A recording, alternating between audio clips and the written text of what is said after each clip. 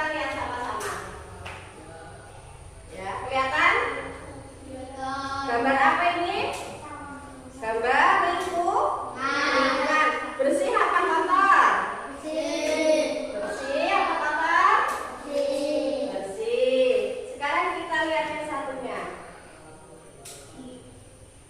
Kotor apa bersih? Kotor apa bersih? Kotor. Jadi tadi lingkungan bersih dan lingkungan yang kotor. Menurut kalian, kalau kita berada di lingkungan, enak yang bersih apa enak yang kotor? Bersih apa kotor? Aku lebih nyaman di lingkungan yang bersih. Gimana caranya kita biar lingkungan kita tetap bersih?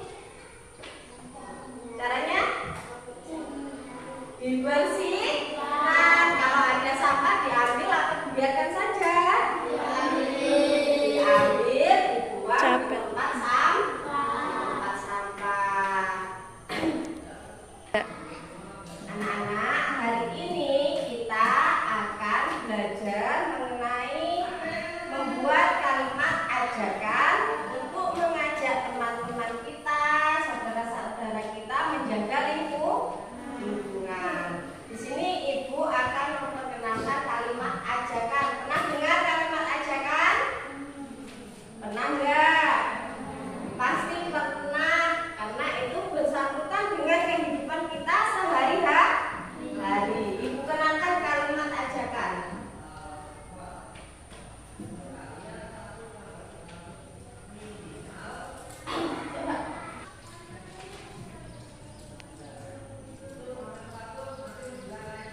Kalimat ajakan. Kalimat ajakan. Yang pertama pasti diawali dengan kata ayo. Habis itu apa lagi?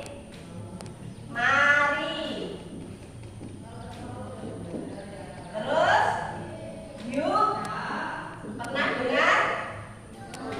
Pernah? Contohnya kayak ayo kita sama-sama membuang sampah. Lagi, mari kita bersihkan ruangan kelas kita yuk. Tuh, pernah dengar? Pernah. Paham tidak? Kalau Ibu minta kalian membuat kalimat ajakan bisa? Bisa? Kayak Ibu kasih contoh tadi. Hari ini saya ada kegiatan di sekolah. Terus teman saya bilang, ayo kita membersihkan taman kita agar terlihat lebih indah. Bisa? Bisa. Coba buka buku kalian masing-masing. Kita belajar membuat kalimat ajakan.